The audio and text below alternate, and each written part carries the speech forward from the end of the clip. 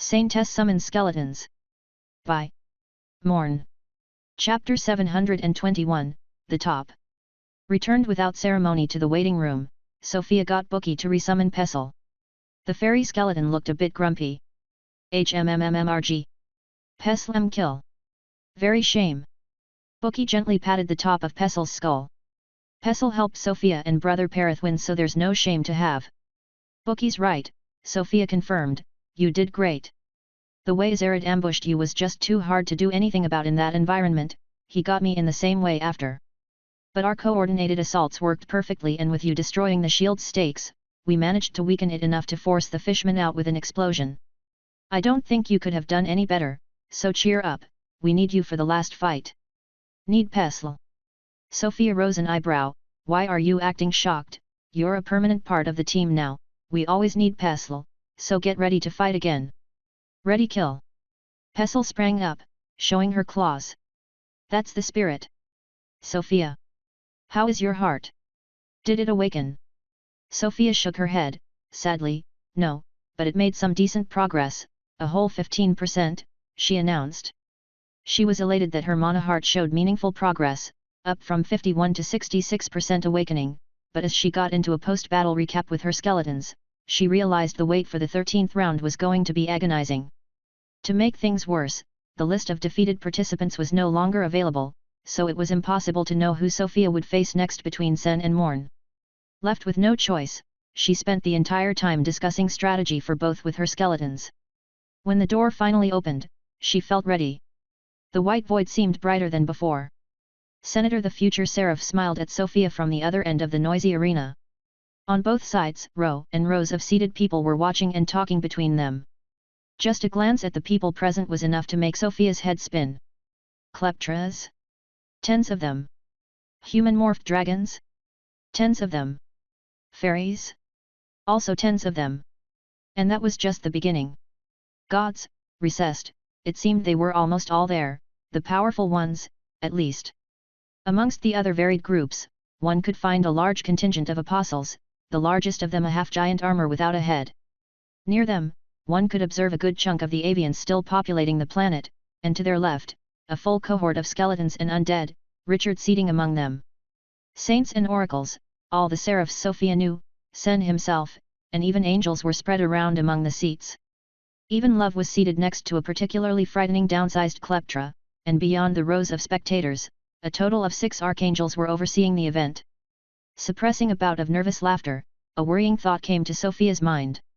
Man, if the Phagiad attack now, the planet is fucked. Surprisingly enough, Sofia found that there were still quite a number of people in the public whose race she had never heard of, and also quite a few humans. Why is there a Chao? Is this person a fucking mimic? It waved to me. I'm gonna have nightmares. Bookie also noticed that Love was in the public. Is there no presenter now? He asked Sofia. I'm guessing it's going to be someone else. Sofia answered, as she finally started walking forward toward Sen. I am glad you made it here too, Sen called out. Feeling shared. Were you the one who defeated Tartaros? Sofia asked right away. Indeed. A hard-fought battle, but my victory nonetheless. I couldn't stand the idea of losing before dueling you proper. I dislike braggarts, but I always thought myself one of the most gifted humans of my time. Seeing you appear out of nowhere like this with that crown, I could not help but get a bit excited. I awakened your competitive spirit, hey? Good. I still have 34% of the awakening progress left to complete. Let's see if you are not all talk, shall we? It would be my honor to help you grow, but I do intend on winning. So do we, Sofia confidently answered, the two maintaining eye contact with thin smiles. A new figure appeared in between the two where Love would usually stand, a tall man in a black suit, 2 short white horns piercing through his wavy brown hair. His appearance created quite a commotion, and with a simple swipe of his finger in the air, the volume of the public's voices was divided by 10. Cake thief! Pestle freaked out, Sofia stopping her from attempting murder by keeping her in place with her aura. Nex cleared his throat and started talking, hello everyone. Long time no see. I am sure most of you here have already caught wind of my return, but for the hermits and younger generations amongst the public, let me introduce myself.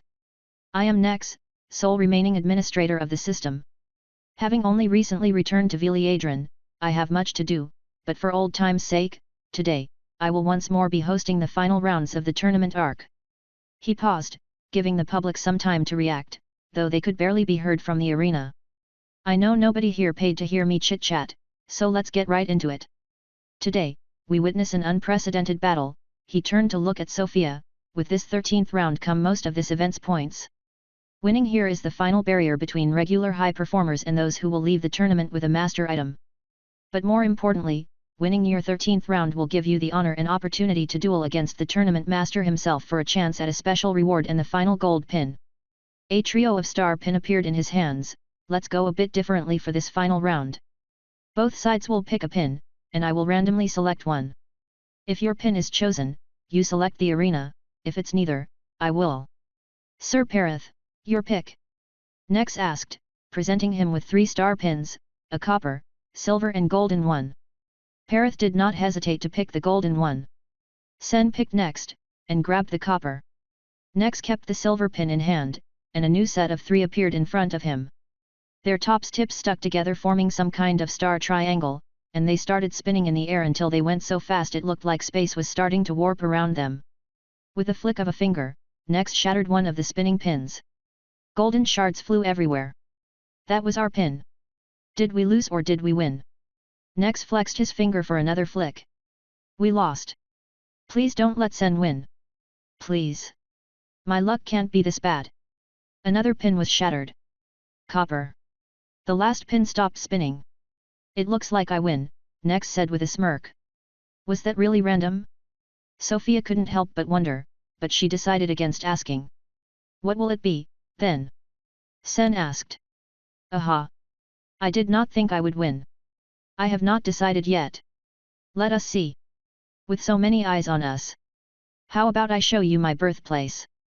That does sound like an idea, a perfect place for a fight. Let's go, to the top of the world. The white void instantly turned black, bright stars dotting the space beyond the rows of spectators. It looked like night despite the sun shining high above. Air and mana were extremely thin, and it was easy to understand why. They were now on a humongous flat plateau at the very top of a truly gargantuan mountain so tall that the clouds down below seemed to be at its base. There was almost nothing on this flat rocky expanse aside from a few protruding rocks, 2 stone pillars marking the start of a flight of stairs going down the side of the mountain, a large white marble altar on a slightly elevated platform on the opposite side, and near it, the broken remnants of a mansion-sized scaly white egg. I was going to ask for the red desert, but this isn't half bad, about 9 square kilometers of fighting space, and nothing to block sunlight. Let's do some cleaning, Nex said as he looked around. The eggshell and the altar disappeared, leaving the rocky plateau an almost perfectly flat surface, and the rows of spectators slowly turned translucent before completely disappearing from view. Perfect. Are both sides ready? Ready, Sofia confirmed with a nod. Absolutely, Sen also confirmed. Very well. For this last round of the tournament, I present, to my right, Sofia Afinareth the first Saintmancer and Parith the hero, demigod of knowledge. And to my left, Sen the spirit forger. A duel of the ultimate overachievers of humanity. This promises to be a grand spectacle. Now concurrents get ready. On my signal. Begin. Nex disappeared from the arena as the central barrier lit up with a giant 3. Chapter 722, The Immortals Battlefield. Sofia started with a similar setup to her battle with Azarid. She made her barricade slightly larger knowing that she had enough time to bless it in the 3 seconds, and went with a single piercing bolt. She deemed the explosive one useless against someone who could survive 2 planets crashing into each other. She started to precast a star, and instead of the skull choir went with the graveyard nymphs, thinking that it would be more appropriate, both to this battlefield and against a spirit forger. The overall lower mana expenditure would give her more leeway to use Runeforged Overlord and Bookie's summons, now invincible under this arena's sunlight. On his side, Sen slowly turned translucent like a ghost, and a set of ghostly infantry armor overlapped his usual toga. A bunch of rocks appeared in his right hand, which Sofia quickly identified as engraved mana rocks, one of the more expansive ways to make golem cores. Sen then split into 2. Then 4. Then 8. Then 16. Again and again and again, and again. Bookie. Kijikix. 100 guardians and soldiers, quick! Sen stopped there. 256 perfect copies of himself, a small army, with a variety of different spectral weapons appearing in their hands. The front two row holding large rectangular shields and long spears, while on the sides there were groups of swordsmen, and in the back, archers. He was a summoner all this time. I don't even know where the real one is anymore. Perith, stay with me for now. Pestle, go wide, target the archers. Bookie, you have command of the Kioi. Summon more if you need to. The battle started as the Kijikik skeletons just started to appear. The ghostly flames of victory from the glorious title engulfed all the Sen copies, though they did not react in the slightest, and a first volley of arrows was fired in Sofia's direction right away. Heat Death sent her a signal for every single arrow that would hit her. All unique attacks and they would damage me. Not needing to waste any mana to defend against that, Sofia ducked behind her barricade, while she followed Pestle's movements from a distance, and tried to locate the real senator. This had killed both Morn, Tartaros, and potentially Saria, so Sofia proceeded with extreme caution. The arrows hit the barricade at the same time that Pestle started attacking the archers. The arrows did not pierce through the blessed wall of bones, but they were powerful enough to stick into it for a moment before being forced out by the wall healing itself. Cursed! Sofia noted. Perith, purify the wall. The long useless purification skill was finally starting to shine as higher level people more often used curses. Meanwhile, Sofia monitored Pestle's progress. It looks like they reform right after she attacks them. She's slowing down. Pestle, come back. On the front line, the Kijikiks started to clash with the infantry senators, much like Pestle failing to inflict much real damage. The Kijikiks were in a standstill against the Sen shield bearers, both sides unable to kill each other. So far the archers did not shoot a second time, and the groups of swordsmen on the sides were still on standby. Sen was clearly proceeding with as much caution as Sofia. Pestle finally showed up behind the barricade again, covered in cursed mana that stuck to her bones like glue. No kill. Need find cores, Pestle informed them as Perith purified her. Guessed as much. Bookie was sitting immobile next to Sofia, holding his knees as his focus was on managing the Kijikiks. He slowly adjusted their formation, and made sure they could all cover each other from the cursed arrows if need be. Sofia grabbed a page of his book form at her waist, summoning Crowy. Crowy, fly down the mountain this way. Sofia explained, pointing at the direction in front of her. When you're far enough to be safe from the arrows, fly up as high as you can and circle the field, and here, hold this. Grabbing a vision token in his beak, Crowy flew away. The aerial view will help. Sen seemed to have decided to kick things up a notch, as the two groups of swordsmen on the sides started to run around the Kijikiks. They were going to encircle Sofia's little barricade. The Kijikiks tried to stop them, but an incoming rain of cursed arrows would hit them if they broke formation now. It's fine, Bookie, let them through. As the swordsmen drew closer, Sofia could finally observe the Sen copies up close, and confirmed her fears. Not only did they have no bones for her to toy with, though she already instinctively knew that, they were also as undead as could be. Both Rune-Forged Overlord and Saintesmancer's star would be entirely useless in this duel, unless she could force the real Sen out of his spirit form. On the bright side, that meant Perith would utterly decimate them with his quadruple damage against the undead. Sofia decided to do just that. You're up, Perith. She warned him before the graveyard nymphs appeared out of the ground, grabbing Sofia, Bookie, and Pestle and bringing them down into the mountain. From underneath, Sofia watched two scenes. On one side of her barricade, Perith's sword of light sliced through the endlessly reforming swordsmen like butter. And on the other, the two small armies were still face to face. Found you. Sofia thought, instantly finding out the true location of every Mana Rock core, but also of the real Sen, who, despite looking exactly like every other spirit, had messed up by looking directly at her through the ground.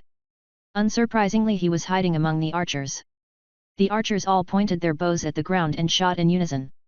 The graveyard nymphs were many times faster than the old graveyard skeletons, easily bringing Sofia and the others further down faster than the arrows could reach them.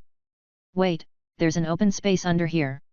The nymphs let the group back into the physical world, falling into a golden temple built inside of the mountain that Sofia's mana senses had somehow completely overlooked until now. 10 copies of Sen appeared on the ground below, spears pointed up before Sofia could even land. Should have expected that. Holding Bookie, Sofia deployed her wings and flew out of the way, while Pestle eagerly fell down into the squad of spearmen. She couldn't kill them, but she slashed through them so thoroughly that they started to become an incoherent ghostly mist rather. Sofia flew back up toward the ceiling, a nymph grabbing her extended hand. Middle of the back row, the core is in his left foot. Sofia told Pestle, easily able to see it from the spirit plane. Perith, switch to the giant flat hammer. Pestle fell upon the ghostly core like a meteor, cracking the floor, and the squad of Sens immediately dissipated. Next up, Sofia checked Perith's vision. Somehow in the short time Sofia was away, the situation on top had escalated into Perith fighting ghostly cavalrymen while avoiding the continuous assault of two mages hiding behind rows of shield bearers. Then Sofia felt a strange flow of mana coming through the golden temple. Shit! Pestle! A swordsman Sen appeared right behind the fairy. Being inside away from sunlight, she no longer had the solar immortality. Sofia's warning came just in time for Pestle to notice the surprise attack and fly back. She pierced through the ghostly swordsman several times and it dissipated by itself, having no core to sustain it. Here is not any safer than up there. Let's go back. Sofia punched through a wall creating an opening to the outside, and flew directly out, avoiding to step into the spirit plane again for the moment, though the nymphs were still waiting inside of the mountain. Finally out, she could catch the link to the token Crowy was carrying. There are more of them than before. Sofia noted as she flew back up. She adjusted her trajectory to weave through two incoming waves of cursed arrows, and made it back to the top of the mountain. Perith was surrounded, his health was intact but his mana was not, as he needed to keep cleansing the mounting curse on himself to be able to keep up. His gigantic hammer crushed one of the shield bearers from top to bottom. It was one of the core-bearing ghosts, so a dozen others disappeared with him. Nice hit. Careful, arrows coming your way. Pestle hovered next to Sofia. What do? Sofia summoned a bone cube under her feet, and gave it the blessing. The wall barricade on the plateau crumbled, but that let the nymphs appear in this new ground. Sofia couldn't find the real Sen this time, but she easily saw the 20 or so moving mana rock cores of Sen's army. I'll tell you where to strike, Sofia answered, heat deathing away several spectral projectiles sent her way by the Sen mages. Perith, I'm an easy target in the sky now, but still in your ground's boundaries. Prepare your exoskeleton wings and keep your teleport ready, Pestle will take your place on the ground. As if to prove Sofia right, 3 swordsmen Sen suddenly grew wings. Their mana flared up ominously as they rose up into the sky. Sofia smiled. Finally showing your true attacks, I was starting to get impatient. Chapter 723, Know Your Own Weakness. Sofia gave Pestle a quick mental note on where to find 5 of the cores, and returned to the physical realm just in time to watch Perith teleport in front of her and stop the flying swordsman's coordinated attacks. 2 of them were blocked by his hammer, but the third sword cut through his shoulder, severing his right arm and slicing a few ribs. That singular hit was over 23 million health points. That would have activated the one-hit protection. For Perith, it was just a bone wound, almost fully healed in a single second because he stood inside of Sofia's close aura. Perith kicked one of the swordsmen away and the other 2 flew back, while down below Pestle just crushed the core of the annoying group of mages that kept pecking at Sofia's mana with their spells. Just then another volley of arrows flew toward Sofia and Perith. Focus on the swordsman, I take care of that. Since the arrows were coming from an angle below, they were hard for Perith to block with his shield, so Sofia dealt with it in the way that would cost her the least mana. As the arrows reached them, she summoned bone wall after bone wall from her reserves, holding them in the air with her aura. The arrows pierced through several of them, but as Sofia kept pushing away the outer layer and stacking more and more bone walls, the entire volley was eventually absorbed. She then let the wall fall to get rid of the cursed mana now entirely covering these bones. At the same time, the swordsman had attacked again, but Perith had stopped 2 of them using his chains while his hammer crushed the third one to a spirit mush. Taking a half-second trip into the spirit realm to confirm the new spots where Sen's mana rock cores were, Sofia threw her bolt through the one of the flying swordsmen closest to her, before disabling all of her mana-consuming skills. Heat death absorbed a lot from those 2 swordsmen, I only need a few seconds to get back to full. Bookie was currently hugging Sofia's back, still focused on maintaining the troops on the ground, putting pressure on the archers to prevent them from shooting at Sofia too often. Sofia called out to him, Hey! Do you have enough fog for the mare? Give me a few seconds. Bookie answered. Perfect. Down on the ground 2 other swordsmen grew wings, while the third one broke the 2 chains holding him anchored to Sofia's bone cube, and took some distance from Perith.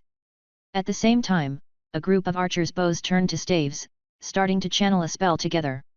Siege magic now. Pestle, leave the other archers, focus on the mages. Bookie split the soldiers, put some pressure on the remaining swordsmen. Sofia barely had time to give her orders as the trio of swordsmen got ready to launch a coordinated attack again. Perith, I deal with the judgment one, stop the other two. Their ghostly swords aflame with mana, the flying swordsmen lunged at Sofia like birds of prey. Perith stood at Sofia's side ready to intercept the attack. After Perith successfully stopped the other two, the slowed swordsman arrived last, his sword aimed straight for Sofia's head. Grabbing her staff with both hands, she had assumed a guarding stance. When the sword reached her, she raised her arms. Her arm guard caught the sword, the dragon scales completely unscathed, and she struck back. Standing so close to the clone, her mana senses could locate the thing's core even without seeing it directly. Her staff traced an arc through the swordsman's body, briefly lighting up with a low mana explosive bolt, before crashing against an invisible core with a bang. Perith and Sofia's victory was brief, as another salvo of cursed arrows came from below. Follow me. Sofia summoned herself behind the two swordsmen Perith was blocking, and he teleported straight to her. The cursed arrows pelted the swordsman instead of them, and Perith finished them off with one swing of his hammer. I'm full. Bookie. On it. Bookie's book form opened, a page tearing itself off of it, draining all of his fog and Sofia's mana. The chimera skeleton formed mid-air, falling to the battlefield down below in a violent crash amidst the Sen shield-bearer ranks. Sofia did not use it often because of how expensive it was, but she knew just how powerful the beast could be. Its rampage started immediately, causing chaos amidst the Sen ranks. The lion's maw and paws mangled one Sen after the other, the snake was like a sentient shield flailing around and blocking attacks from all directions with its tough scales, spitting clouds of acid here and there, and the goat head cast spell after spell, unleashing thunderbolts and fireballs at the targets the lion couldn't reach. After furiously attacking it for several seconds, Pestle finally got through the mana shield protecting the circle of mages casting siege magic, and the goat head immediately did its part. A twisted circle of mana appeared under the mages' feet, and their spell casting was interrupted, prompting a violent backlash that destroyed the entire group. Sofia thought she was finally gaining the upper hand, when all the remaining Sens started to split again and again, increasing their numbers to thousands in a matter of seconds. What the hell? Seeing them all readying their bows, aimed at her, Sofia quickly summoned a new bone slate under her to give it the permanent frame blessing. Perith stood next to her as the arrows flew everywhere. But this was only a distraction, giving time to the Sens to fuse back into three different beings. Pestle and the Chimera tried to stop it, destroying as many clones as they could, but they could only delay the fusion slightly. There were now only three monsters, no longer keeping Sen's traits.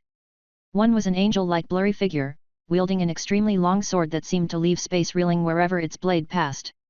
The second was a blank-faced man hugging a mirror almost as tall as him, and the third one was a creature Sofia had only recently learned the existence of, a hydra.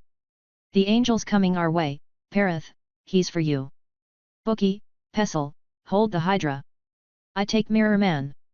Leaving the bone platform in the air for Bookie to stay on, Sofia flew down and landed in front of the fairly isolated man with a mirror. She had wanted to start the fight with a drop kick, but upon noticing how weird the ambient mana was around the man, she had changed her mind. Too little mana, I need to be careful. The faceless man seemed to smile, his blank face contorting creepily. Sofia's face was reflected in the mirror, and the mirror man's shape started to change. Sofia decisively shattered the mirror with a punch, but the damage was done. In an instant, the man had morphed into a ghostly copy of Sofia, items and aura included. You can't be serious. Sofia's aura had to be fully mobilized just to stop her own bones from being turned into splinters. While explosive bolts appeared in the fake's hands. Title changed to demon. Title change function is locked for the next 24 hours. The title changed, Sofia's strength and aura easily overpowered the copies, and she was able to move again. She jumped back, barely avoiding the copy's bolt-covered staff strike. Sofia herself threw two quick piercing bolts toward the copy's mana heart, which she could easily guess the location of, but they were heat death ed away. You're wasting mana, she criticized the copy in her head. Her own mana having hit rock bottom again, she caught her heart out of her chest and transformed, letting the fake hit her with its bolts. Useless. The two explosive bolts pushed Sofia back, but did little to her health, and even less to stop her demonic transformation. The fake Sofia stopped in her track, Sofia's transformation gave it a few moments to freely cast anything. The copy's entire mana pool disappeared as it used Sofia's signature skill. The ghostly image of the plasma destroyer starting to manifest above it. Stupid. Chimera, cancel. While busy fighting the Hydra, the Chimera's goat head stopped spellcasting for a second to follow Sofia's order. A messy circle of mana appeared around the copy, and her signature skill was interrupted. The backlash was absorbed by her scepter, but the mana was wasted. Now you transform. Sofia predicted as the copy's mana hit 0. And the copy did exactly that, her heart bursting out of her chest. Sofia's demon form was finally complete as the copy bit into her own heart. Then, nothing happened. You need Mother's essence to transform, you complete moron. Sofia had guessed the copy hadn't copied the essence, because despite copying the admin key, the flames of victory were nowhere to be found on Sofia, meaning either Anna's essence in the dagger or Victory's essence was missing. She dashed forward, her hand plunging into the hole in the copy's armor made by her bursting heart. The copy's mana heart moved to escape her grasp, but Sofia knew herself well enough to predict where it would go. Catching the mana heart in the copy's neck, she crushed it. VPPV was entirely useless without essence, meaning no one-hit protection, and the unlife runes would not work for someone without a proper physical body. The fake Sofia's appearance shattered like a broken mirror, revealing the faceless man within. Sofia still had her hand in his chest. From so up close, she had no trouble locating the 9 hidden mana rock cores inside of it. The mirror man tried to jump back and flee Sofia's grasp, being a ghost, after all, she could not hold him down. But the slender wooden hands of a ghostly nymph crawling up from underground could. With no obstacle, Sofia's demon claws ripped through the faceless man's inside, destroying one mana rock after the other. One down. Chapter 724, Super Sin. Sofia stopped for just a second to decide who to help next, and this short pause spelled her death. She felt the attack coming from above, but with too little mana for heat death she could only try to regret away, which didn't activate fast enough. 3 seconds later she was back up. Leaving Bookie and his skeletons to keep dealing with the Hydra, Sofia directly flew up toward the angelic figure. Perith had the advantage, it seemed, having capitalized on the enemy's mistake of targeting Sofia. He parried blow after blow of the angel's absurd sword with a copy of light of that same sword, weaving in an arc light every so often when there was an opening. Sofia flanked the angel, and as it attacked Perith again, the 3-headed skeleton disappeared. Reappearing near Sofia, Perith's sword crashed down against the side of the angel, and as it turned to face his enemy, Sofia disappeared. Regret. Perith's sword having fully sliced through the ghostly figure, which seemed to have sustained minimum damage from it, he smoothly transitioned to a follow-up strike. The angel tried to block. Perith disappeared again and his sword cut through the angel again from behind. Turning around in a flash, the angel's sword drew a wide arc through the air. Perith barely managed to block, the armor on his right side shattering from the force of the blow, but Sofia was no longer there. From above, she drop-kicked the mana rock hidden in the creature's head into oblivion. The ghostly angel's eyes lit up under the assault.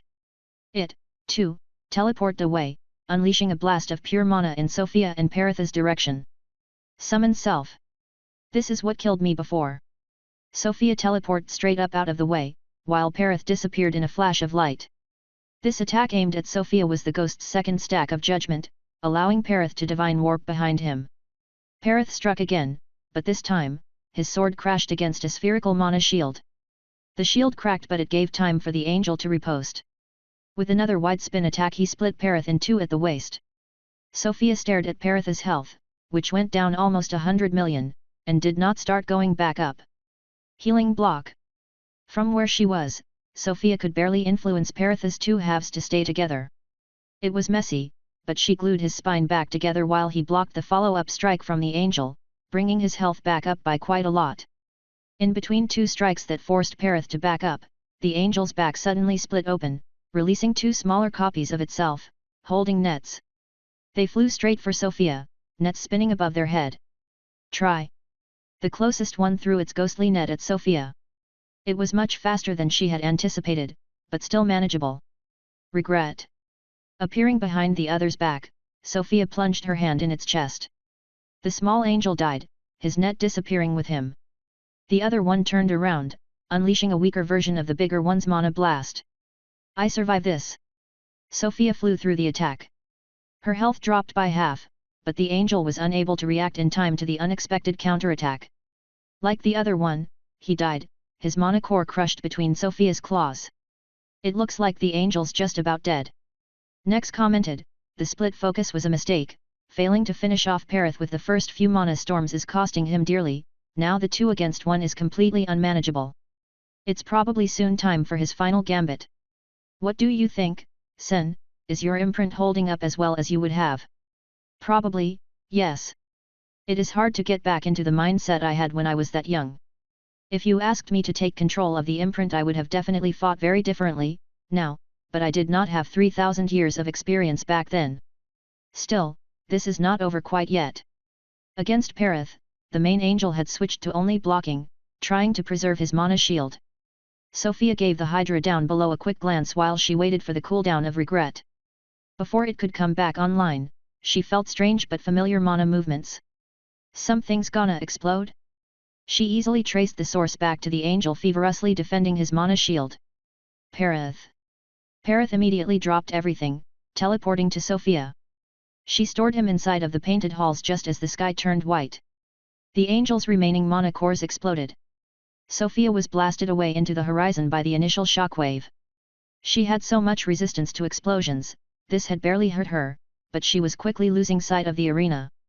She used regret as soon as she could, reappearing in the heart of the explosion's fireball, Singularity Edict preventing all damage. Not quite as strong as my bolts but certainly faster to use. Can't see. She connected to Crowie's vision token, giving her a point of view from the sky outside of the explosion. Pestle and the Chimera were still fighting the Hydra, struggling to contain its head which had somehow grown in number from 3 to about 40 while Sofia had been fighting the other ghosts.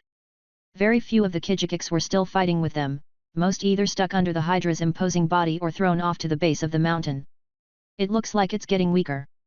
Perith left the hall staging in the air next to Sofia, watching the battle below. It will die soon, Sofia commented, Sen is preparing something else. He's draining the Hydra, but I can't quite follow the mana from here. He's trying to cover his tracks. Perith glanced at Sofia then back at the Hydra, he couldn't say anything but Sofia could guess what he thought. Yeah, we could find him if we go down. But the Hydra is dangerous at close range. Bookie would have lost if not for the sunlight. Whatever Sen is preparing, my mana regeneration is probably more valuable, even if I'm on a timer now. And don't worry, Crowie is searching for us. As the skeletons kept attacking and Sen kept stealing his Hydra's mana from far away, the Hydra started to slow down, its extra heads crumbling one by one. Before long, the ghostly Hydra completely disappeared, dozens of monolith rocks falling to the ground. Good job. Now come back. Everyone inside the hall. Yes, Pestle, you too. Just in case what Sen is preparing is a big attack, you can all come out, he gets my second rune. The skeletons who could all followed the orders except for Crowie who had his own mission. And Sofia returned to the ground alone, her mana senses looking for Sen, who couldn't be very far to have been draining the Hydra.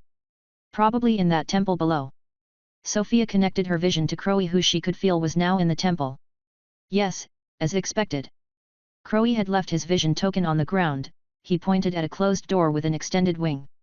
Sen must have noticed by now that the key to the invincibility was sunlight. Flew back to the hole she had punched into the side of the temple before and entered through there, kicking open a few doors before reaching the place she felt Sen hiding in. Found. Never mind. Sen was here, not looking ghostly at all, sitting on the floor, he seemed weak and powerless. Fine. I'll play along. A piercing bolt appeared in Sofia's right hand, she purposely fed it as little mana as possible. Giving up already, she asked.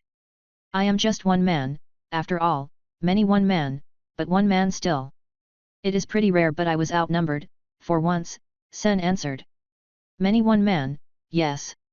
The angel was actually dangerous, Sofia praised, maybe if you'd controlled your 3 big summons instead of letting them act on their own, they could have stood a chance. A single brain can only do so much. I guess so.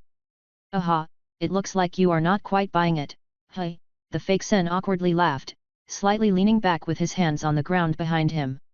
Still buying time even now? Is your cast that long? Sofia asked, dispelling her bolt. The fake smiled, I am just about done. Good. I hope you are, Sofia answered, having finally managed to find the real Sen's position by following his link to the fake she was speaking to. Regret. Sofia was teleported 3 floors down into the temple. Even that was not enough, so the nymphs appeared around her, taking her through 5 more floors, until she entered a very wide dome-shaped room with painted walls and a vivid circular tiled fresco going all the way around the floor, depicting a violent fight between a 7-armed black shadow and a gigantic dragon. Historic events hidden in plain sight? Sen was near the center of the room, also observing the floor's fresco. "I thought you would attack as soon as I enter the room," Sofia called out from above, slowly descending. Sen looked up, bright blue light shone from inside him as if his insides were aflame with mana. It escaped from his eyes, ears, nose, and mouth as he spoke. "Would it help me win?" "Probably not. No reason to be rude, then. This is my strongest spell. If this doesn't do it, you win.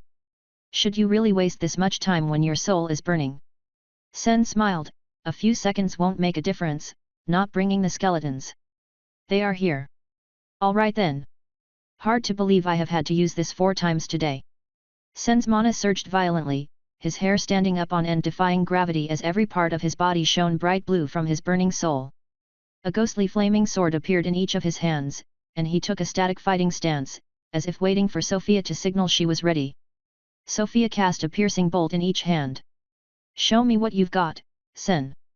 Chapter 725, The Limitations of a Skeleton.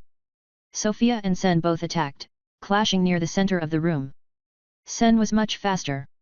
With a single blade, he blocked and deviated both of Sofia's bolts, and slashed at her chest with the other. She tried to break his bones with her aura, but despite getting the correct feedback, it seemed to do nothing to him, so she let herself get hit. Perith appeared behind Sen as a struck. Sen stopped his hit early, his sword barely reaching Sofia's ribs, and spun around to slash at Perith's raised arms from below. Pestle appeared to his right side, and that left him only one way to escape. A released piercing bolt left a hole through Sen's chest as he moved like Sofia predicted to avoid the encirclement. A spectral copy of the bolt shot right back at her, narrowly blocked by Perith swinging his sword in the way, while Pestle chased after Sen, who moved around the room so fast it seemed like he was teleporting, leaving a trail of blue light behind him. Copies. When Sen stopped running, there were 3 of him, their attacks concentrated on Perith from 3 different sides. Pestle tackled one of the copies mid-air, leaving the other 2 for Perith and Sofia to deal with, but instead of truly attacking Perith, they changed course to all collapse on Pestle. Perith managed to stop one with a well-timed shield hit, but the other one would surely kill Pestle if he managed to hit her while she was killing the 3rd copy. Sofia's only recourse was to regret into his path, but Sen seemed to have predicted that, as he stopped right in front of where Sofia appeared, his sword pointed at her. The ghostly flame sword left his hand, pierced straight through Sofia's chest, and hit the 2 fighting behind her, exploding in a very small but powerful bubble of blue magic. Sofia instantly lost her link to Pestle. The bubble whirled for an instant before collapsing onto itself and disappearing, leaving nothing behind. "He got us," Sofia thought as she took the opportunity to slice the neck of the copy in front of her with her dagger. This Sen jumped back as his head was cut off and disappeared in a mist of blue mana. The headless body turned to attack Perith with the other, while a ghostly hand struck at Sofia with a copy of her dagger.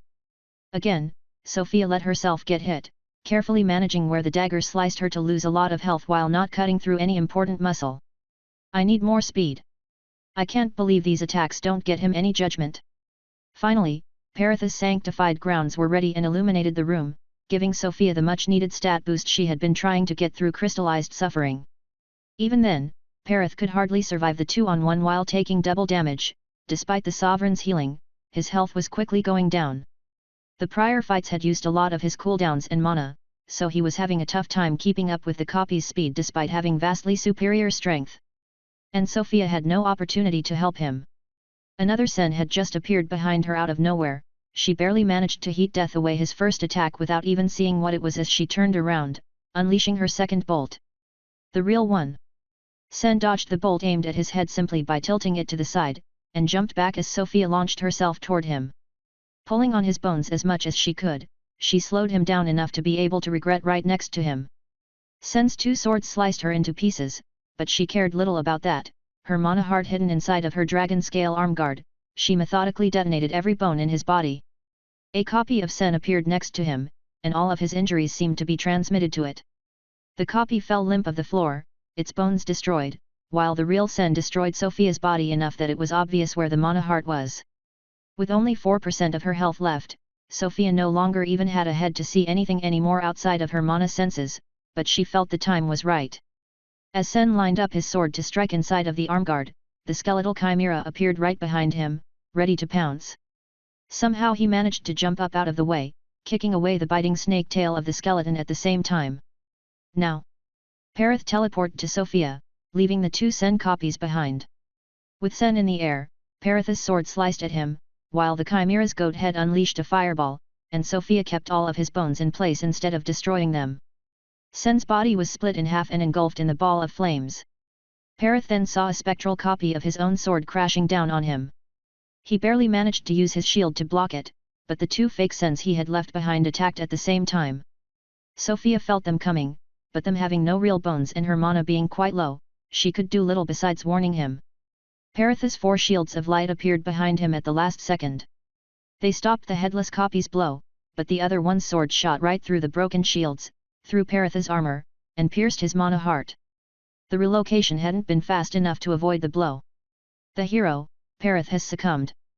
The system notification was quite bad for Sofia's mental state, but she stayed focused, monitoring the real Sen inside of the explosion while the chimera had taken Perith's place in holding back the copies. I can't find his fucking mana heart. Sofia cursed internally as she broke all of his bones again.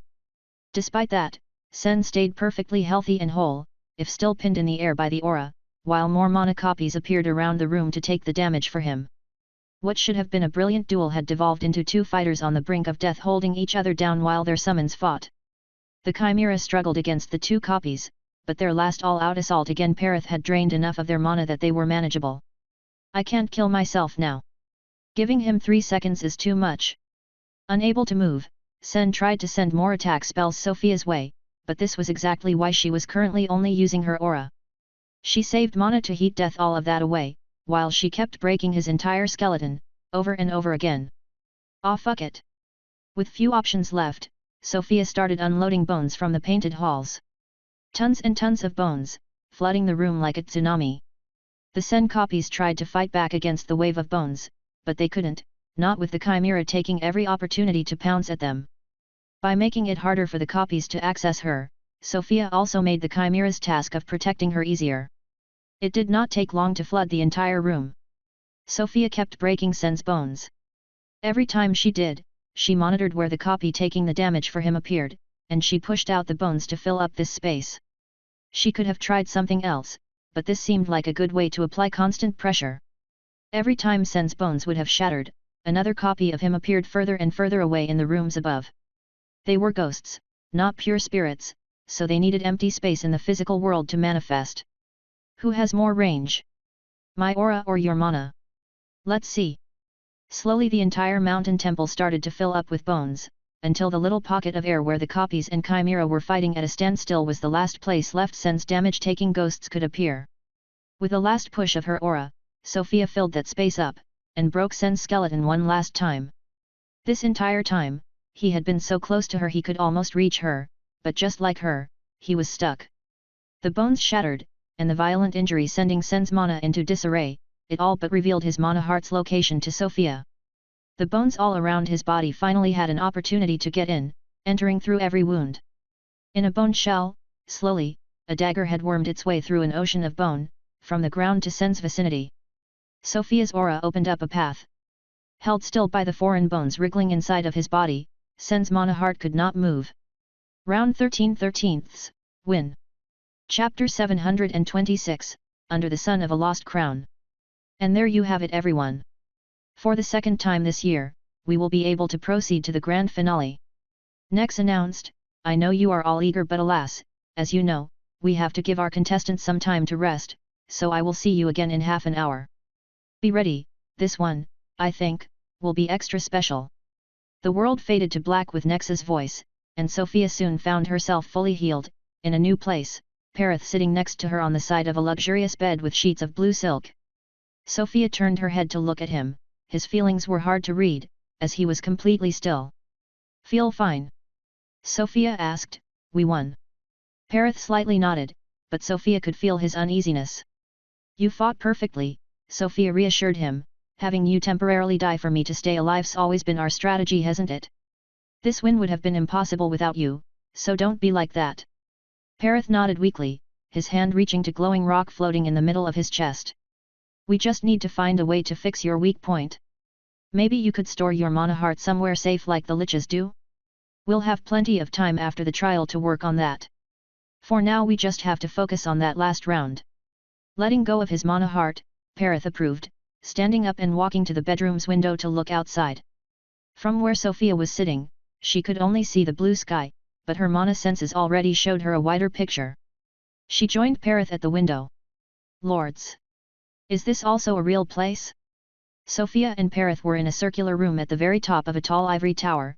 Majestic buildings of pearly white bricks and lush green fields and forests covered the land as far as the eye could see. People were peacefully living down there, tending to the fields or walking through the clean paved streets. It was like the dream image of the words prosperous and peaceful human kingdom, the kind of warm utopia that only existed in one's fleeting dreams. After getting lost in the view for a bit, Sofia pulled back from the window, and put a hand on the book at her waist. Is everything fine, Bookie? The short skeleton summoned himself on the nearby bed. Sofia, I'm tired. You have half an hour to rest for now, maybe try to get some sleep? Can you still summon Pestle? NNN, Bookie confirmed with a nod. He summoned Pestle as he pulled the sheets over his shoulders. Aok. Pestle die again, the fairy screeched in frustration as she appeared on the bed. She grabbed her skull and threw it to the floor, letting it roll on the room's cold marble and fluffy carpets. Her headless body sat down on the bed, arms crossed. Sofia picked up the tiny skull with a giggle. Sorry, it was my decision to take the fight inside. Don't be too frustrated, Sen took you out first because you were just that dangerous. Sofia told her, caressing the tiny horned skull. But Fei one not supposed die. Very shame. Pestle explained, focus on not die now. It's not your fault you're too low level to use most of your magic, Sofia answered, no shame in that, besides, it's fine if you die. I can always bring you back. Just be yourself, alright? You did good this fight, everyone did, for proof, we won. And it wasn't even that close. I had unlife runes left. So don't beat yourself up over that. She told Pestle while putting her head back where it belonged. Then she grabbed the entire fairy her brought to the window next to Perith. Ever seen a place like this? A bit like Fey City. Pestle said, looking back at Sofia after looking outside, but less chaos. Really? I really want to go see it then. Sofia danger, Pestle think. Need strong. I think it'll be a while until we're strong compared to most fairies, you know? But we're working on it. Need lot leg, Pestle said in agreement. Pestle jumped out of Sofia's hands and started exploring the room, opening the drawers and random books, while Sofia took a few more moments to watch the outside world with Perith. A fresh breeze flowed in from the open window, rustling her hair. I wonder if my own city can ever be this great. Finally looking at her system notification, Sofia skipped most things about the trial and how she had won access to the grand finale, and just got to the important part, the progress of her mana heart. Current mana heart awakening progression, 93%. Up 27%. Almost there. Even if I fail this last duel, I should manage to complete the trial and get a master item. I can go in it with no pressure. But the perfect run pin. A battle against the tournament master himself. Sen, then Tartaros, then Saria. They all failed. Not to mention the others. I have to be prepared for a battle worse than with victory, perhaps with an equally strange win condition. And I'm still going to be making it harder. I've never heard any bell, so it has to be now. Extra difficulty for extra rewards. On top of something nobody's ever even beaten? Maybe at this point it would be wiser not to, I might be ruining my chances at the perfect run pin for nothing. But I just have to try. I can't not. Why am I so greedy? Sofia. Pestle called out from inside the drawer of a desk on the opposite side of the circular room. She was holding up a tiny golden plate. Pestle found Name City. It is actually a real place. Sofia reacted, turning around to go check Pestle's findings. Sofia grabbed the tiny engraved golden plaque and read the few words inscribed on it. We thank Sun for this memory recording of the Revinthias kingdom, circa 4,000 years into the modern epoch. the administration team. Revinthia's kingdom. 4,000 years after the lost epoch, then. That's more than 26,000 years ago. There probably aren't even ruins left by now. Nice find, Pestle. Anything else interesting in these books? Pestle shook her head, no leg. The half-hour preceding the last challenge was spent in a refreshing light-hearted mood at the top of the tower. When the time finally came, instead of a door opening into a white void, the scenery outside of the tower's windows changed slightly. No longer on the outskirts of the big city with the fields and forests in view, the tower was now directly in the heart of the human city, with bustling activity outside. Colorful flower wreaths and long white ribbons decorated the rooftops, and the entire city seemed overtaken by a solemn, but joyous atmosphere. Only then did the room's door slowly swing open, revealing the white spiraling stairs that led down the tower. "All right, it's time everyone. After me." Despite her mental preparations, Sofia could feel her nerves tighten with every step on her way down the stairs. When she spotted the exit door at the bottom, she stopped for a second to calm her breathing. "I can do this." There were inaudible murmurs outside, and Sofia's mana senses were stifled, unable to see past the door. After a final moment to gather her strength, she turned the doorknob. The voices stopped. The sound of trumpets sounded her arrival as she stepped outside of the tower, stepping onto a long white road cutting straight through the city from the tower to a white palace. A row of knights in silver armor on either side of the road separated Sofia from the crowd behind them. While most knights stood stoic with their sword in hand, a few of them were the trumpet players, and a few more, on both sides, were holding tall banners. There were two different designs of banners, one clearly represented Sofia's side. It was an image of a human skull, two human hands hiding its eye sockets, topped with a glowing halo. The other banners bore the image of a long and sleek white sword piercing through a gleaming diamond from the top. The first key? After Sofia and her skeletons took a few steps, the trumpets stopped. Nex appeared in the air over the street, wearing fully white ceremonial clothing. "Greetings to our champions," Nex announced, and the crowd behind the knights cheered. "As promised, you will now have the privilege of fighting an ultimate round, against none other than the tournament master themselves. Do you, Perith and Sofia Afinareth, still wish to proceed?" "Of course," Sofia answered, and Perith confirmed with a solemn nod. "Very well, then, proceed." The trumpets sounded again, and white flower petals started raining over the road out of nowhere as Nex disappeared. Sofia looked back at her skeletons. "Let's go." Under the ceremonious gaze of the hundreds of knights lining the road, Sofia advanced through the city until she was only 50 meters away from the entrance doors of the Grand Palace at the end of the road. A knight slightly stepped out of line, a hand extended out to stop Sofia. "You may stop there, milady," he said in a low voice, before stepping back in line with a deep bow. A man in long priestly robes came out of a side door next to the palace's main gate, and stood atop the steps leading to it. "His Excellency, Tournament Master Jewel of Truth," he announced, before standing to the side, bowing towards the colossal closed gates of the palace. Jewel of Truth. He was the tournament master. Sofia heard some heavy footsteps from the other side, but just as the gates started to open, she finally heard them. The city's bells started to ring. "Now! Everyone copy me!" Sofia had received a message from Jin for killing the trial's immortal god, and she now followed the instructions she had gotten from that tiny piece of paper. Hearing the bells, she saluted the incoming tournament master with a deep bow, a hand on her heart. Like this, Sofia could not watch the tournament master's entrance, but she heard his heavy steps, and the clanking of his armor. A pair of pointy silvery sabatons soon entered her view. The bells suddenly stopped. "Well met, champions. Your courtesy honors me," a calm male voice greeted. Sofia finally looked up. She could not see much of the tournament master. He was likely a human around her height, maybe a bit shorter, and fully covered in a slightly more luxurious version of the same silver armor every knight around the street wore, with his visor down hiding his face. When Sofia's entire group stood upright, the tournament master returned their salute. Something seemed to break. After a light spasm, the tournament master stopped moving completely. Before he started laughing. "Ahaha! Ah! I can't believe this," he heartily said, his voice lighter than before as he got upright and looked around. "So someone actually killed it. I'm glad. I didn't even think this clone would ever get to see the light of day." Stunned by the sudden personality change of the tournament master, Sofia watched as his silver armor started to fall apart. Piece after piece, the armor broke by itself and fell to the ground, revealing the relatively average stature of the man behind it, and leaving only the helmet intact. The man grabbed the helmet with both hands and slowly took it off, shaking his head to fix his hair after he did.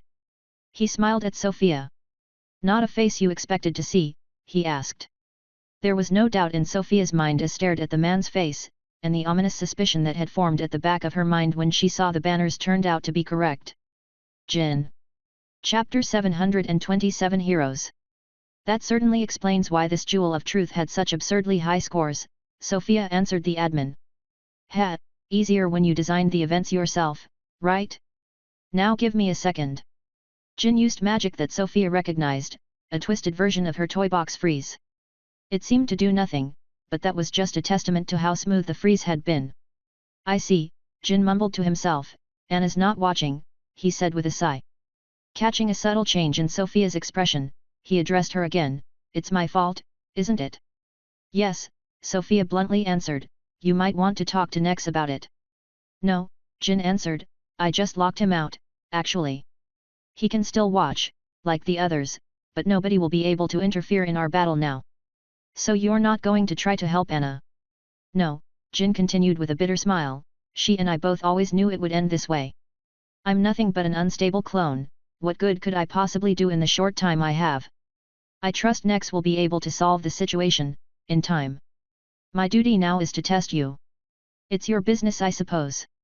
You're lucky Life isn't able to reach your here, she would probably strangle you before our fight could even start." "Aha!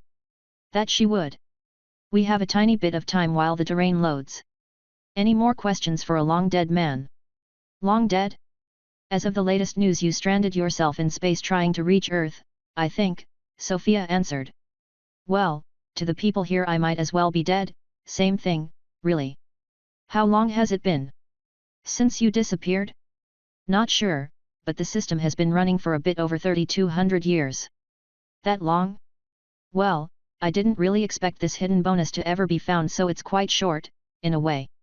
I had plans to leave around 500 years after we got it all running, so I must have been gone a while." "You can say that. Did you really need to ask for the date when you have enough control to lock Nex out of here, though?" "Yeah," Jin answered, "I'm not looking at any system data. Not only do I lack many permissions as a clone, but our battle is going to be unfair enough. I wouldn't want to give myself an extra edge by looking at your kit. I'm seeing plenty of interesting things already, though." Sofia looked back at the three skeletons behind her. "I wonder how much you can actually see. Is that a challenge? Fine, let's play a little." "Ah, do you want me to mute the sound for the public before I go through my analysis?" Jin confidently asked, looking Sofia up and down. Sofia shook her head. "You can probably guess, but I did not reach this point by holding back, they know pretty much everything already." "Alright, then let's start with the basics." Jin's left eye lit up with a grey glow. "I see my blueprints for the Saint class and Necromancer. I'm guessing Nex dusted the dual class idea. It was Scripture who broke things by giving me the Saint class as I unlocked Necromancer, actually. Ah. Sounds like something that could happen. Only so many edge cases we could prepare for. Let's push a bit further. I won't analyze your spells right now. But Apostle, too? Strange stuff.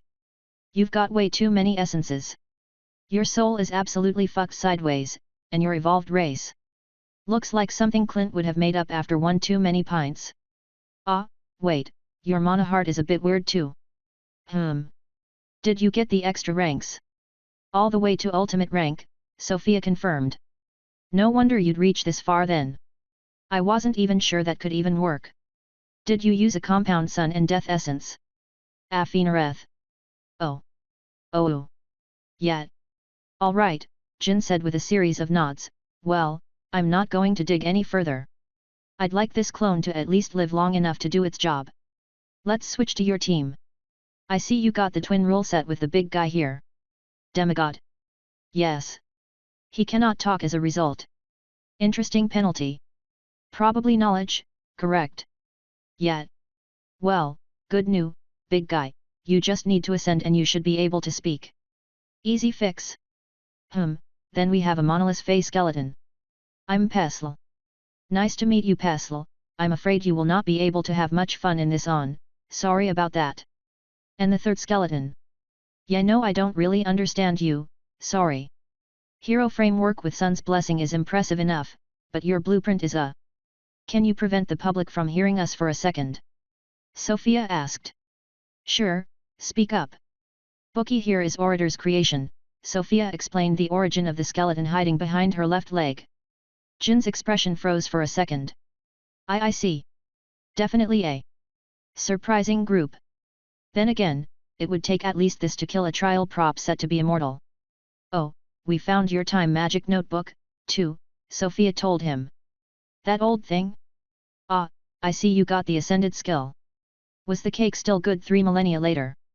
Pestle leg cake? I'm guessing that's a yes. Well, let's finish this. I'd go through your equipment too, but the loading is almost done. Glad to see someone got through victory, though. Also please take care of Anna's dagger, alright? It'd take a lot to break it, but I can imagine the kind of things you must have gone through to get where you are now.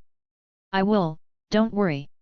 Good, then, since time is running short, let me give you a quick run through of what's to come now. Since I see you've got all the pins, you lot will be fighting me for the perfect run and the extra reward. It'll be quite a lot harder than the normal grand finale, which is just the tournament master or a personality-less copy of me at level 299, basically. I knew this would make getting the perfect run pin harder. Can we know what the extra reward we're risking it for is? Sofia asked. Of course, here it is, Jin answered, reaching up with both of his hands. He made a movement like plucking something out of thin air with each, and objects appeared between his fingers. His left hand held an gleaming and somewhat tear-shaped blood-red jewel, while the other held a long mithril key. In addition to the normal rewards, here is what you will be fighting for. This one is a key to somewhere useful that only Anna, my original, and whoever holds this key can access, a side reward. While the true prize is this. A dream of my former world, the ultimate human exclusive item, the culmination of science and magic. The Philosopher's Stone, he declared, it would have been a great loss for it to disappear with me, so I have long searched for someone worth giving it to, but as you can guess, I could not find that someone in time. But now, perhaps, that someone has finally shown up. As for what exactly it does, you will have to beat my challenge to find out. But I assure you, the juice is worth the squeeze. Great. What is the challenge? We're ready, Sofia immediately answered, her eyes locked onto the strange gem that seemed to inexplicably draw her gaze. Jin smirked, and the items disappeared from his hands. He clapped, and the scenery completely changed. Suddenly, they were floating over a vast sea of blue water, with nothing to be seen on the horizon, and, as Sofia immediately noticed, not a speck of mana in the air. Welcome to Earth, Jin said with open arms. Earth. My home world, Jin confirmed, just how it was a few months before the mana sickness got the best of me. Mana sickness? Is that what kills the heroes? Yes. Mana sickness, Jin answered, a genetic deformity. People who are able to produce mana despite having none of the required internal components to handle it. Slowly, the mana will build up inside of you with no way out, and gradually, force your very soul out of your body. Heroes. Jin paused for a moment. But enough about that. As I said, welcome to Earth, this will be our playground. Before my death, I was Shinjin, proud father of 2 lovely daughters, and supreme commander of the Allied Earth Defense Forces. Jin started flying higher up above the sea's calm waves, his clothes changed to a simple but imposing military uniform, his chest adorned with countless stripes and medals. I was 12 when Earth was first attacked by scouts of the alien forces. This led to an extraordinarily fast growth of our military. And now, against this military, you will play the invaders. I see. So this is it. Earth feels a lot more like Veliadron than I thought. There are many similarities, Jin answered with a smile. War is one them. They have the sundial, do they not? I know what to be on the lookout for. Thank you, Everell.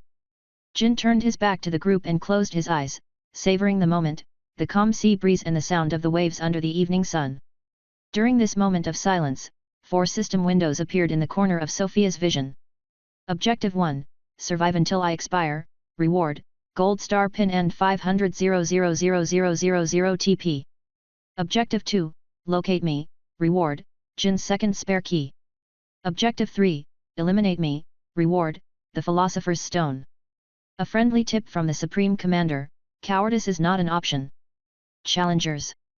Jin called out after opening his eyes, facing the group once more, I am Shin Jin, hero of Earth, and this is your trial.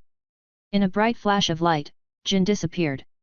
Chapter 728, Grand Finale, Sofia vs Redacted, Part 1. Ack!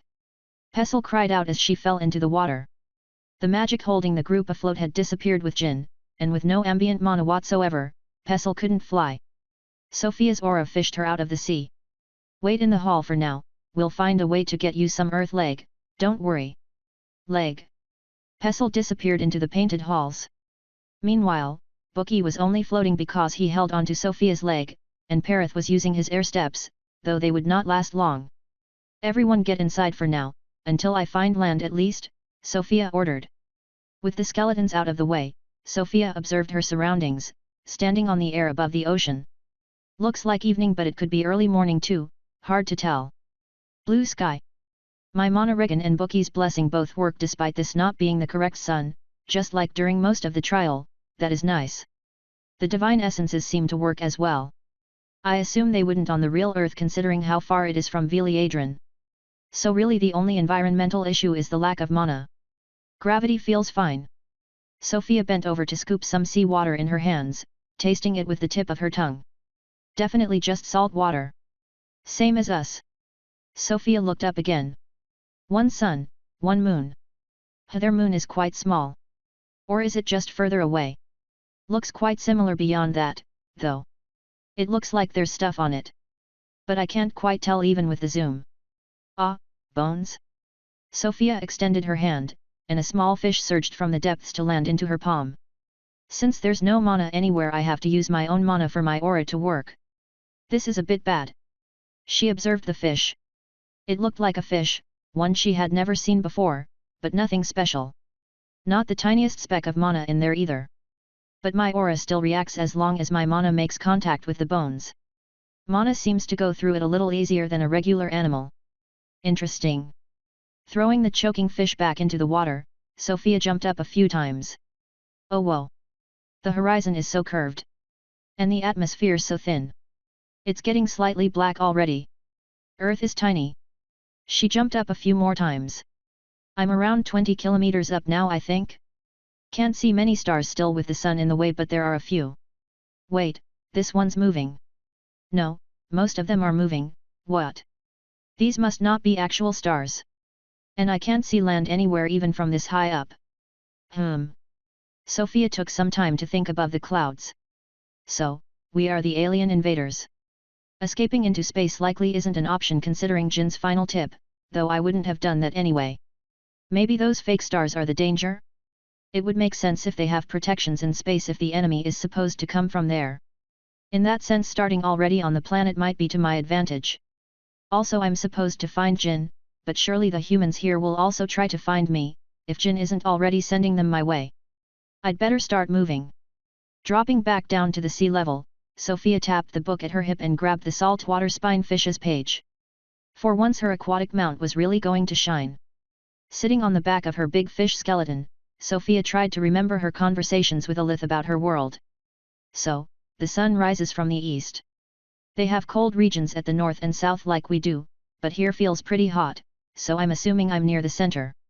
So I should just follow the sun. It gets me east or west but either way following the center line is more likely to get me somewhere than wandering into the cold regions. Alith's kingdom had the sea to the west I think she said? So chances are I could find it by going east. Let's go. Sofia rode on the skeleton's back for a good 20 minutes before stopping it. In the meantime, she used her extra mana to slowly charge an explosive bolt. By the time the bolt reached 25 million mana, it started becoming unable to grow.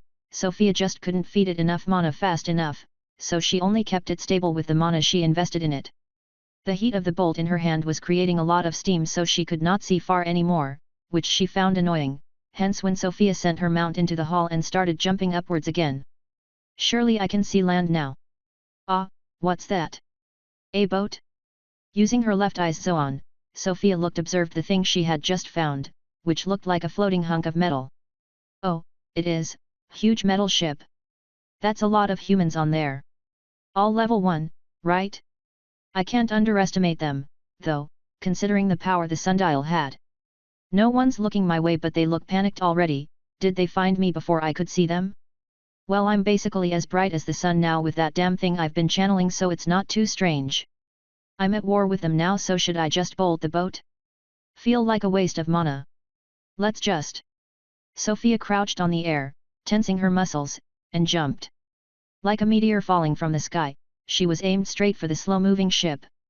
The humans on board seemed to panic even more so, and any suspicion Sofia might have had that this could possibly not be a warship crumbled, as it opened fire. A volley of then metallic sticks flying up into the sky. What are these now? Wait, can I? Anti-aircraft missile, a technological flying weapon, follows targets through unknown means. Meant to strike down aerial targets. Interesting. Let's see what they're worth. Sofia waited until she was in range as she fell, and when she could, she stored half of the missiles in her eye, plucking them out of the sky, before summoning them one by one in front of the remaining 5. It created a beautiful series of explosions that Sofia flew right through on her way down. Doubt that would damage me. Another volley was fired at Sofia as she fell, while down below the humans seemed busy getting people to climb into large triangular vessels while loud sirens blared. Then let's see how well they follow. Sofia just let herself fall, watching the new volley of missiles collapse onto her, predicting where she was going to fall. That's some impressive tracking for a projectile without mana. Sofia thought as they crashed into her. Neither the impact nor the explosions were strong enough to pierce through her armor. Some humans jumped off of the ship as she drew closer, and finally, she hit the deck with a bang. She barely felt herself pierce through several layers of steel before she found herself swimming in boiling sea water. Getting the fish mount of the hulls to bring her back up to the surface, Sofia couldn't help but feel a bit surprised that the ship had opposed so little resistance. Surely this extra difficult grand finale can't be this easy? Back to the surface, Sofia watched the ship she had pierced through start to sink. People screamed in a language she had never heard. They were definitely low-level human, seeing how helpless they all were. Sofia almost felt bad for them, but she had no time to waste on them. She had spotted land while she was up in the sky, so she ordered her fish skeleton to quickly start swimming. A noise came from above. Sofia looked up, seeing one of the triangular vessels similar to the ones on the ship, flying in the sky. Fast. Maybe about my speed at level 200? This thing. Those are more missiles strapped at the bottom. Doesn't look like it's attacking for now. As Sofia made her way to the shore, the flyer kept hanging out in the sky behind her. Is it following me? Can't have that. A piercing bolt appeared in Sofia's left hand. Here's my own anti-aircraft, enjoy. The low-charge piercing bolt flew straight for the aircraft, hitting the middle of its left wing. It's still flying. Sofia wanted to try identifying the aircraft, but it was too far away. With a frown she prepared another bolt, standing up on the back of her skeleton fish. She aimed at where she knew the person controlling the aircraft was seated, since it was the same design she had seen on the ship. The aircraft was turning around after the first hit, but Sofia decided not to let it get away. The second bolt hit its target, and the aircraft immediately started to fly erratically. Dead. All right. Just a minute later, Sofia finally made it to the shore. Is that a village? Looks like ruins. Desertic area. Still no good target for that bolt. How long do I need to keep this in hand? It's getting really hot. Once again Sofia jumped up a few times to get a better view. Oh, there's a port city that way. More ships like the one I just sunk. Alright, good enough. I should be far enough, I hope. If the first one didn't get the human armies after me, this definitely will. Since searching through an entire planet was a bit of a stretch, Sofia thought that provoking Earth into a full-on assault was probably the best way to draw out generals who might know where the Supreme Commander is hiding. She was going to have to go through it sooner or later if she wanted to kill him, so she saw no reason to wait. Taking a second to ensure proper aim, Sofia released her explosive bolt, targeting the large coastal city. How many people lived there? It was hard to tell. Sofia thought this looked big enough to be a capital city, so she guessed maybe 50,000. The bolt was too fast for her to see it fly. 1 second it was in her hand, the next there was a flash of light so intense it blinded her even after she closed her eyes. The blue fireball engulfed the entire city. A TV played, its sound loud in the sanitized hospital room. Draw your last pathetic card so I can end this, Yugi. My grandpa's deck has no pathetic cards, Kaiba, but it does contain. The unstop. The TV suddenly froze. Come on. Right now. It's the best part, a young woman complained, grabbing the remote next to her bed. She was about to push a button when the image on the film screen changed to a black screen with a text banner roll at the bottom. Due to an emergency, Air Licensure is temporarily unavailable, we apologize for any inconvenience. What the? Suddenly, the TV started blaring with a loud alarm siren that could be heard coming from all the other rooms. The channel automatically changed to the main national TV, which was broadcasting the same black screen and alarm for a few seconds, until finally the ear-piercing sound stopped, and an image came back. It showed a stressed-looking man in front of a green screen, that Eve recognized as the country's most famous news anchor. A black bar with yellow text appeared at the bottom of the screen with him emergency broadcast. The news anchor loudly swallowed before reading the words of a prompter in front of him, which was strangely halfway into view. The Carsonans have launched their attack, he somberly announced, his voice trembling. Behind him the green screen lit up, showing a satellite view of a coastal city. The image showed the date and time, the video was from the same day, 40 seconds ago. There was a flash of light, like lightning. And by the time it died down, there was no longer a city to be seen, only a gigantic sphere of blue hellfire. They have struck the military city of New Dakar, of the United African Council. Early reports suggest no possible survivors. All citizens must report to the closest shelter as soon as possible. Military personnel follow protocol doomsday. Additional instructions will follow in the continuous emergency broadcast. Stay safe. The news anchor left the scene, struggling to even walk straight, leaving in view only the continuous feed showing the bone-chilling explosion from space. Chapter 729, Grand Finale, Sofia vs Redacted, Part 2. It's a good thing that this is a toy box. Oh, what's this thing? Another flyer? That's a big one. With a few jumps up, correcting her trajectory by flinging herself around with her aura, Sofia quickly ascended to the new unidentified object's altitude. Lots of people in there. Airwing commercial airliner, more commonly called a plane, flying aircraft meant to transport passengers over long distances. Seemingly not militarized. Already seeing the lights inside of the plane starting to flicker from her mere presence nearby, Sofia let herself fall back down.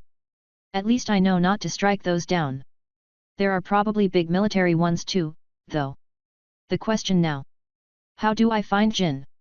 I was thinking of striking the military only, but maybe creating chaos by striking population centers could be a plan too. I don't know much about this world's humans is the issue. Without speaking the language, even capturing one isn't too useful. Maybe I have a title that could help? I'm still on demon, but that's pretty pointless when I need to expand my own mana for my aura to work. Cheater maybe? If the system database give me better description that Mr. Scribe can about this world's technology, this could be big. But the description could also not be much better. Back to Olympian is always an option. Hey, Scribe, any new worthwhile titles? It's been a while since I checked. A new title has been unlocked. Asterisk 3. It's been a while since I thought to check, but still. You should have warned me. Stain upon reality, is death even a possibility anymore? Should all else fail, you can count on this title to get yourself out of a tough situation. Effect, kills you.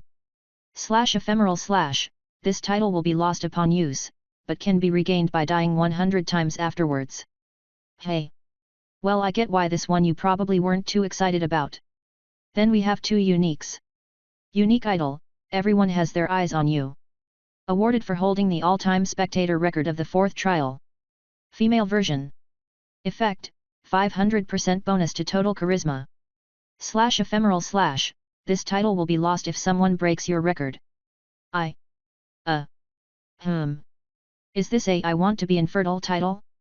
I'll have to see if that has any utility. But for now. Unique Madman, as a non-ascended, narrowly escape a death by Leviathan, twice. Seriously. Once wasn't enough. Who?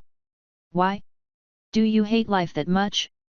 I feel like I have to give you something for your stupidity, but please. Stop. Trying. To. Horribly. Die. What the fuck? Effect, gain the temporary high-level divination passive skill Sense Mortal Danger. Wait. That's actually great. Is it better than Olympian though? I would be losing a lot of speed and agility. That being said, I'm not sure those would be the limiting factors. Tough choice. I'll hold off for now. Down below, the explosion still had yet to die down. Probably wiser not to stay here too long. Sofia started moving inland, staying hidden in the clouds as much as she could. She used her aura on her armor to make herself fly. It was not nearly as fast or maneuverable as her wings, but with no ambient mana, this was the best she could do. I'm just going to follow the roads. What a mess. Even quite far outside of the city, the roads were silent. Everything that could catch fire was on fire. On the roads, machines of white steel were melting in place after crashing into each other, the people inside all already dead, burned shells. Sofia had to fly a while until she found the first living people. Even far enough to survive the heat, the shockwave from the explosion had been unforgiving, many lay dead on the floor, their skeleton in pieces. The few lucky survivors were still heavily burned and weakened, desperately either trudging toward the next city, or trying to save those around them. I am never using this shit anywhere near a place where people live outside of the toy box. Holy fucking shit. No wonder the angels thought it necessary to warn me early. This is hell. After flying a few minutes, having passed several dead villages, Sofia found the next city. It seemed wider, and more populated, but there were no dangerous-looking things there, as far as she could tell. Sirens were screaming loudly, people on the ground were panicking, running through the streets and rushing into underground passages. The heat that reached here was already no longer a danger at all, but the shockwave had still injured many. So much blood and broken glass everywhere. As Sofia was just quietly observing the city from far above, she saw several flashes below. Hey! More missiles! From all over the city, a huge salvo of missiles shot up into the sky. That's at least 200. Sofia's thoughts were interrupted by a violent hit against her helmet. Shocked, she flew back up into the clouds. She morphed her helmet a little to grab the thing embedded inside. It was a rather large metallic thing, but it was hard to describe its original form, as the impact had reduced it to the shape of a crushed coin. And the missiles are still coming. I need to know what the hell this was. This could be dangerous. Sofia cast the graveyard on herself, letting a ghostly nymph slowly bring her down through the spirit plane to the city level. Doesn't look like the missiles can track that. Good to know. Now the question is, how do I track the thing that hit me in the head? Sofia had the nymphs pull her all the way down to what looked like a motley empty underground basement. A place where they store these things. They do have a lot of them. Identify? Self-driving car. Noted. Sofia deactivated her armor, grabbed a large Exidian hat from her storage to cover her horns and crown, a large cape to hide her wings and other items, and with the rarely used VPPV light customization features, she tried her best to alter her appearance. She hid the light coming off from her hair and nails, turned her hair brown, and made her skin darker. I still don't really look like the people from here. But close enough. As she was busy altering her appearance, the light above Sofia exploded. Aw crap! I really need to keep my mana in or everything's gonna break like that. There's electricity everywhere it looks like. Alright, now. Considering where I was, and the angle of that thing that hit me. Finding where it came from should not be much of an issue. By the looks of it it's just like an advanced metallic arrow, regular ballistics should apply since gravity is about the same as Veliadron here. Can't believe I didn't even see it coming. I was too distracted by the missiles. Letting the nymphs grab her again, Sofia followed her calculations, which led her to the tallest building in the city. Makes sense for an archer to get a vantage point. They should be on the roof.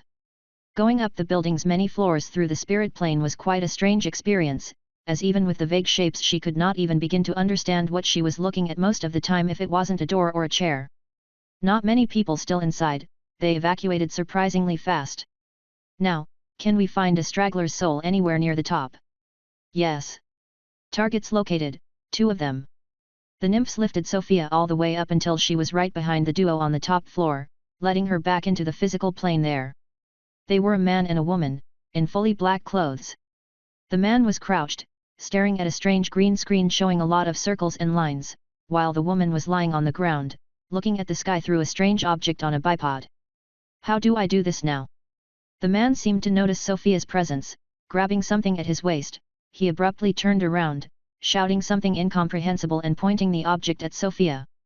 Not the best first impression. The man had a moment of hesitation looking at Sofia, but the woman next to him didn't. She turned around pulling out a similar small black object, and she used it. There was a loud bang. Sofia looked at the projectile she had grabbed mid-air between two fingers. Bullet, metallic projectile used by more advanced versions of the flintlock. Oh. It's not arrow, it's just flintlock tech. I can see the resemblance now. Like a small missile, this thing. Knowing it's coming makes a big difference. Meanwhile, the two humans were having a mental crisis, but after they had opened fire, Sofia had frozen their skeletons, so looking around while breathing uncontrollably was about the most the two poor people could do. Sofia grabbed the gun out of the woman's hand. Oh yeah, looks really like a flintlock, trigger and all.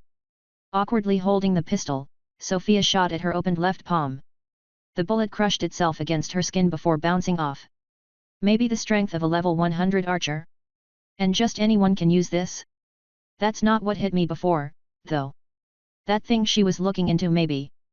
Sofia took a step between the two and grabbed the sniper rifle on the bipod behind the woman. The two humans looked absolutely horrified. Just the same but bigger. Sofia pointed the sniper at the floor and pulled the trigger. With a deafening bang, it pierced a hole straight through the floor. Oh yeah, that's it. That's what hit me. She pulled the trigger again, but it did nothing. Ah, did I break it already? Grabbing a page of bookie from under her cape, Sofia summoned her engineer.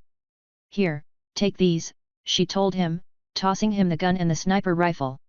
She then searched her two prisoners, grabbing and identifying anything she couldn't understand the use of, giving some interesting ones to the engineer. You can disassemble everything, try to understand how they all work, she told him, before storing him and everything he was holding in her ring. All right, now what do I do with you two? The man had passed out when Sofia had summoned the engineer skeleton, but the woman was still staring at Sofia like an animal on the butcher's table, completely unable to move. Only muffled screams of terror could escape her closed mouth, tears running down her face. This sucks, Sofia complained with a sigh. She crouched to be eye level with the woman, and started sculpting a tiny bone figurine of Jin in his military uniform. She showed it to the woman. Do you know him? She asked, pointing at the figurine, hoping that she would be understood despite the language barrier. Then she released the woman's bones. Instead of trying to answer, the woman shouted something incomprehensible, throwing herself at the passed-out man, trying to wake him up. Yet. I can't even heal him, I don't think. If mana is dangerous to the humans here, then a healing potion would probably do more harm than good, wouldn't it? Oh hey, he already woke up. Here guys, have some water. Sofia had to drink some water first before the two worriedly accepted her bone goblets. It would be an exaggeration to say that they had calmed down, but it was clear to everyone present that they had no chance of escaping, so they could only cooperate. Sofia showed the Jin statuette again, and showed them a map of the human peninsula at the same time, hoping they got the message. Then she gave them a piece of paper and a charcoal pen, worried that her usual bone tablet might make one of them pass out again. With a trembling hand, the man grabbed the pen and paper and started to draw against the floor. Drawing a map. Looks like he understood. After drawing a few vague shapes, the man placed a X somewhere, pointed at it, and pointed at the figurine. Though he looked uneasy doing it, the message was clear. Okay, but where are we now? Sofia asked, pointing at herself then at the map. The man hurriedly nodded, and placed another X on the map. It's near a coastline, it seems. Looks like he perfectly understood the job. Sofia grabbed the map. The two humans were silent. She could guess what was going through their mind. Now that she had what she wanted, they were useless to her, and enemy soldiers. Hopefully this doesn't backfire. Sofia waved the two soldiers goodbye, and jumped out from the nearest broken window. Now let's see where this map leads me to. Will it be Jin? Will it be a trap? Both? Hearing a strange sound piercing through the air, Sofia looked up. A missile coming back down? This one seems a bit big compared to. Chapter 730, Grand Finale, Sofia vs Redacted, Part 3. Still quite high in the air over the city, the missile exploded with a sharp crack. What followed was the brightest flash of light Sofia had ever witnessed. It completely overwhelmed her vision. The explosion also emitted a high-pitched screech, so loud it felt like it was digging into her skull.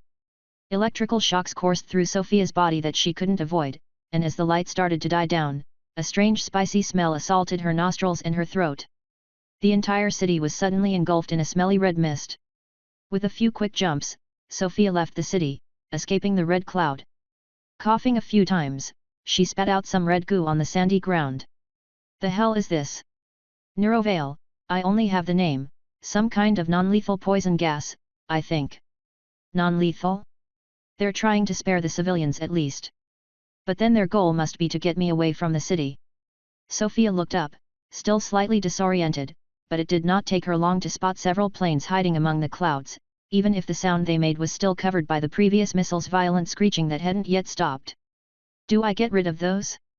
Charging 2 weak explosive bolts, Sofia took down 2 planes with ease, targeting those who were north of her. Seeing this, the others immediately retreated.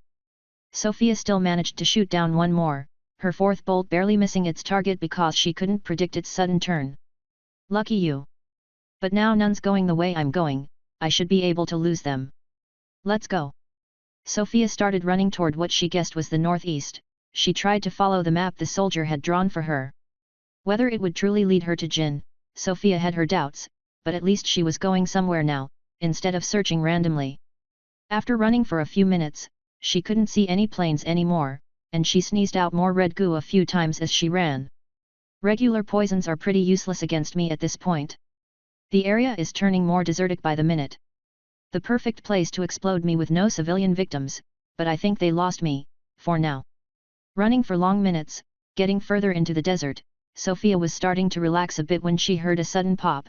A blue-white flash of light illuminated the corner of her vision as she dashed forward. Hey! She turned around mid-air during her jump. The flash had actually happened right behind her. It still glowed, hot sand and hot particles creating a glittering cloud above the point of impact. Her feet hitting the sand, Sofia jumped back to investigate. So they did not lose me. Something had struck the ground. Had she been a bit slower, it would have hit her. The place where Sofia had seen the flash was now a small crater in the sand, about a meter deep and wide, still glowing hot, a large area around it charred brown. But what was that attack even? Nothing entered my mana senses at all. I don't see any remnants of a projectile either. Considering the shape of the crater. The angle of impact. It's almost perfectly vertical. Sofia looked up, not seeing anything above. Nothing. Did they drop something from the fake stars I saw earlier? Seems plausible, but then how did I not feel it? I was careful in monitoring the sky. Light. It must be that. Light that I can't see. I might be able to see it with the heat detection from my fake eye. Not that I would be able to avoid it. They missed this time but... Sofia immediately started running again. I can't stay still. And even then... Yes, screw it. Too bad for Olympian, but I need to survive this. That kind of a weapon is too dangerous. Title changed to Madman. Title change function is locked for the next 24 hours. Sense mortal danger will help. It's from a unique title, it can't be bad. Some time passed, with Sofia running in a straight line, hyper-vigilant, ready to react to feedback from the title any second. I wonder why they're not striking again. Maybe they need time to channel the energy first? If I could get close enough to strike down one of those fake stars. But then I'd leave myself wide open. Cowardice is not an op. Sofia felt a strange sensation coming from above. She felt the danger, and immediately used summon self to warp herself several meters sideways. A silent flash pierced the desert just where she had summoned herself from, creating another crater. As I thought. Its aim was even better this time. This thing might have pierced me from top to bottom if not for the title, and even then that was a close call. It's been what, a minute and a half? That's long enough for me to be able to teleport out every time. But I need to keep it precast and stay hyper-aware, this is a matter of a tenth of a second. I knew already, but light is a damn scary weapon. Ah, the planes are back. Well, whatever. Clearly they don't need that to know where I am. The planes started attacking. One by one, they unleashed a single missile each, that split into several more, then into several more again, until hundreds of small missiles flew at Sofia from every direction. Sofia did not stop running, she simply took out her staff, invoked the spine whip onto it, and latched out at the closest missile once it was in range. The impact caused the usual burst of sunlight, engulfing and detonating a bunch of the missiles, creating a chain reaction. Sofia ran through the explosions and their dust cloud. As long as she avoided a direct impact, she was confident in her ability to resist such small-scale explosions. Dealing with the plane's attacks was easy enough, and their weak missiles did not activate sense mortal danger at all, so they did not prevent Sofia from perfectly avoiding the next light attack from the sky either. After a bit, the planes retreated, having fired all their munitions, only to be instantly replaced by another fleet, starting the same pattern of attacks again.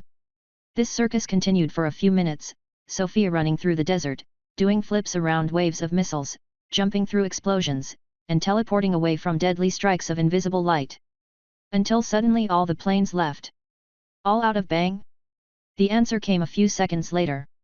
They were, in fact, just retreating from the actual bang. Sense mortal danger ringed all the alarms in Sofia's mind as she saw the huge metallic ball fall from the sky. Not sundial. Sofia noted, as she quickly summoned the astrite chest around her, filled and surrounded it with bones, and gave the thing the permanent frame blessing. The bomb exploded in the air above the desert. In the medicalized bunker under a certain high-profile hospital, a young woman was sitting on top of a robotized medical unit, watching the live feed projector with other non-communicable disease patients and some of the medical personnel. A different presenter from the earlier was on, wearing a military uniform. He commented on the situation, showing images of a city under a red cloud. As you can see, the Neurovale nanobot swarm had no effect on the Carcinan. The stun bomb has nonetheless managed to chase the intruder out of the city of Tauba, with reports of minimal civilian casualties so far, likely caused by the after-effects of the creature's initial strike on New Dakar. The image changed to that of Sofia in her bone armor, running through the desert. The image was relatively clear, but got interrupted by clouds every so often. Preliminary scans of the solar system show that this might be an isolated attack. It seems the Carcinans have sent a single elite, perhaps to test the limits of our weaponry. The EDF leadership has yet to make an official statement, but spokesperson Herman assures that they have the situation well under control. The image changed to the surveillance feed from an underground garage. As you can see in this footage, this monster is capable of advanced mimicry. Despite this Carcinan's uncanny ability to disguise itself as one of us, it is clear to anyone with eyes that this monster is not human. EDF's Herman announced just now on FBX, these tactics are not outside of what we have prepared for, and we will soon deploy worldwide means to make sure no disguised Carcinans is ever able to hide amongst the population. No more detail has been given as to what these countermeasures are at this time. The footage then cut back to the alien running through the desert. We have a new clip being reviewed right now, give out teams a second to prepare. There. The presenter silently watched the screen along with the audience, as a flash of light hit the ground where the alien was, only for the alien to be perfectly safe, several meters away from the crater in the sand. Play this at 10x slow, the presenter asked. There was some noise on the plateau, but the clip soon played again, slowed tremendously. As many had theorized, the Eastern Bloc's contribution to this war included a high-potential laser weapon. The orbital laser program has been operational for almost 2 months now. Though it is primarily meant to defend us from threats in space, it still has sufficient power to strike through bunkers and armored vehicles. But it seems the Carcinans are able to teleport? We will need better footage to understand whether it is true teleportation or a simple burst of extreme speed. I expect more news too. The presenter suddenly stopped, nodding to someone talking to him from off-screen that the public could not hear. What? Have they lost their mind? The presenter screamed at the person off-screen, which everyone could still hear despite him grabbing his tie microphone to muffle the sound. We will now switch back to the live satellite feed, the presenter then announced, looking significantly less at ease than before. After hesitating for a few seconds, he continued, his voice lower than before, we have received official intel that the EDF has launched the yet untested Goliath warhead at the invader. The already tense atmosphere in the hospital's underground bunker immediately turned worse. Some people started sobbing. Everybody already knew exactly what the Goliath was. Thanks to our latest advancements, there should be no risks of nuclear winter or radioactive fallout, but Speaker Herman warns that the 1 gigaton bomb will most likely trigger major tsunamis and seismic events. The shockwave will be felt worldwide and circle the planet several times. Do not leave your bunker under any circumstance. If for whatever reason you have failed to join one, you are advised to lay down face against the ground, feet toward the Sahara Desert, preferably with something to cover your head and ears. All relevant personnel have already been evacuated. The impact is expected. In under 10 seconds. May God have mercy. In a dark room illuminated only by the faint glow of 24 screens arranged in a semicircle, Jin looked at one satellite feed in particular, which followed a long-range missile launched straight from the nearest EDF silo in the Middle East. Railguns are ready. Orbital charging. ME-3 being assembled. Drones almost good to launch. Mumbling to himself, he watched the missile cut through the clouds. Hands joined under his chin, he stared at the screen. Just like back then. But it's not the crabs, this time. Can you survive this, Challenger?